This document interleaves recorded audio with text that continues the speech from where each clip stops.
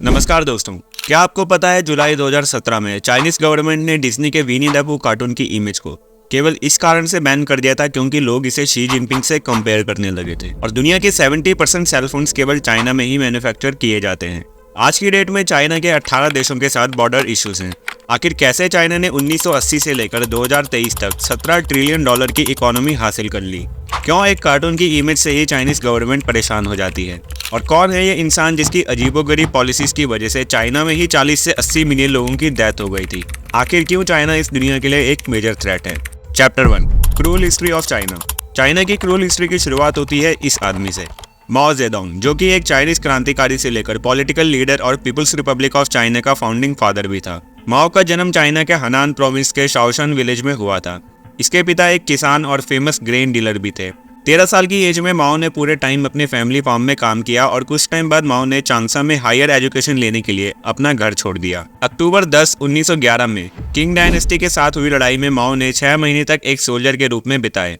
1912 में चाइना में नई सरकार आई और माओ को मिलिट्री सर्विस छोड़नी पड़ी, जिसके बाद लगभग 1 साल तक वो कभी पुलिस की जॉब तो कभी लॉ और बिजनेस स्कूल में स्टडी के लिए इधर उधर भटकता रहा। 1918 में कॉलेज से ग्रेजुएट होने के बाद माओ ने उसी कॉलेज में न्यू पीपल्स स्टडी सोसाइटी नाम के स्टूडेंट ऑर्गेनाइजेशन को स्टैब्लिश करके अपनी पहली पॉलिटिकल एक्टिविटी की शुरुआत की, जिसके मेंबर्स बाद में कम्युनिस्ट पार्टी ज्वाइन करते थे। 1920 में चाइनीज कम्युनिस्ट पार्टी ज्वाइन करने के बाद माओ ने रेड आर्मी को स्टैब्लिश किया, जिसने चाइनीज सिविल वॉर में एक इंपॉर्टेंट रोल प्ले किया। 1949 में पीपल्स रिपब्लिक ऑफ चाइना को एस्टैब्लिश करने के बाद माओ Zedong communist party of China का चेयरमैन बन गया। चाइना की इकोनॉमी और सोसाइटी को ट्रांसफॉर्म करने के एम से उसने लैंड रिफॉर्म्स, कलेक्टिवाइजेशन और इंडस्ट्रियलाइजेशन जैसी अलग अलग पॉलिसीज लॉन्च की। चाइनीज इकोनॉमी को तेजी से ट्रांसफॉर्म करने के लिए माओ ने एक कैंपेन लॉन्च किया, जिसमें उसने कलेक्टिव फार्मिंग और इंडस्ट्रियलाइजेशन का इस्तेमाल किया। इन्हीं कुछ सालों के दौरान माओ ने एक अजीबोगरीब कैंपेन लॉन्च किया, जिसका नाम था 4 पेस्ट कैंपेन, जिसका मोटिव स्पैरोज, चूहे, फ्लाइज और मच्छरों से फसलों को बचाने के लिए पूरी तरह से खत्म करना था।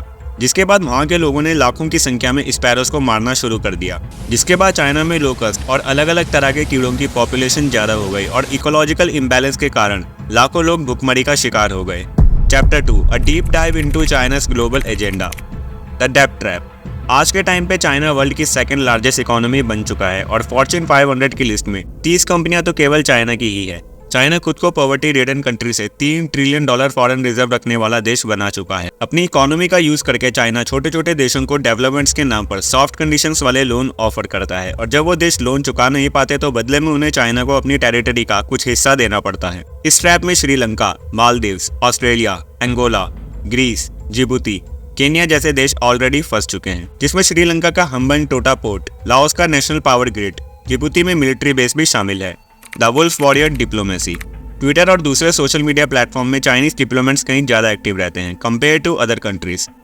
चाइना के डिप्लोमेट्स वुल्फ वॉरियर के नाम से भी फेमस हैं, जो इंस्पायर हुए थे साल 2015 में आई वुल्फ वॉरियर नाम की एक चाइनीज मूवी से, जिसमें दिखाया गया है कि चाइना की डेवलपमेंट के लिए नेशनलिज्म की फीलिंग और वर्ल्ड में चाइना की गुड इमेज कितनी इंपॉर्टेंट है। इस डिप्लोमेसी के 3 मेन गोल्स हैं। पहला, प्रोटेक्टिंग चाइना's इमेज ग्लोबली। दूसरा, presenting China as a saviour of the world.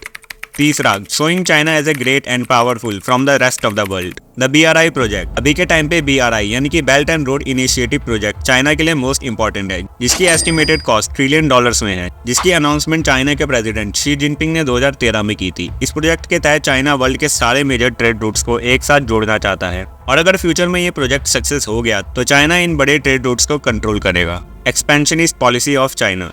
आज की डेट में चाइना के 14 देशों के साथ बॉर्डर डिस्प्यूट है और फ्यूचर में ये नंबर्स बढ़ भी जाएं तो कोई हैरानी वाली बात नहीं है, क्योंकि एक्सपेंशन चाइना के ग्लोबल एजेंडा का एक इंपॉर्टेंट पार्ट है। Chapter 3, why China is the biggest threat to world.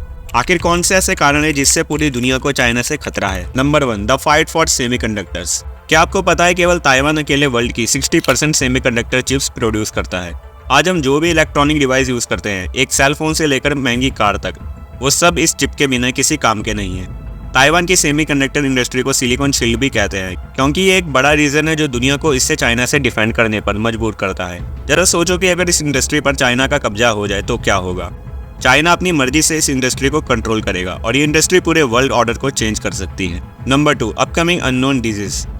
1957 the Asian flu, 1968 the flu pandemic, 2002 SARS virus, 2008 H5N1, 2013 HZN5, 2019 कोविड-19 कोई हैरानी वाली बात नहीं होगी अगर फ्यूचर में चाइना से इस तरह की और भी बीमारियां आती रहे और पूरी दुनिया पे नेगेटिव इम्पैक्ट डाले। क्लाइमेट साइंस और जियोग्राफी से हटकर एक बेसिक क्वेश्चन तो जनरेट होता ही है कि आखिर क्यों चाइना में ओरिजिनेटेड वायरस चाइना को छोड़कर दुनिया भर के देशों में भयानक तबाही मचा देता है। नंबर 3, विनी द पू। जस्ट इमेजिन, जो लीडर एक कार्टून की इमेज को केवल इस रीजन से बैन कर दे कि लोग उसे इससे कंपेयर करने लगे थे, तो अगर वो वर्ल्ड ऑर्डर को पूरी तरह से कंट्रोल में ले ले तो वो क्या क्या कर सकता है। शी जिनपिंग एक सॉफ्ट लेकिन इंटेलेक्चुअल रेप्लिका है माओ जेडोंग की। दोस्तों, ये एक कंट्रोवर्शियल क्वेश्चन भी हो सकता है कि क्यों चाइना दुनिया के लिए एक थ्रेट है, लेकिन जिस तरह के ग्लोबल एजेंडा को यहाँ की गवर्नमेंट सपोर्ट करती है, इससे साफ साफ दिखाई पड़ता है कि चाइना का मोटिव अपने इन्फ्लुएंस से वर्ल्ड ऑर्डर को कंट्रोल करना है। अगर आपने इस वीडियो से कुछ भी नया सीखा हो तो इसे लाइक और शेयर जरूर करना, और चैनल पर नए हो तो सब्सक्राइब करके बेल नोटिफिकेशन को ऑन कर लेना। मुझे कमेंट करके बताना कि और कौन कौन से रीजंस हो सकते हैं जिससे दुनिया को चाइना से सतर्क रहने की जरूरत है। मैं लाता रहूंगा ऐसे ही इंटरेस्टिंग और इन्फॉर्मेटिव वीडियोस केवल आपके लिए। तब तक के लिए स्टे सेफ, स्टे हेल्दी। जय हिंद, जय भारत।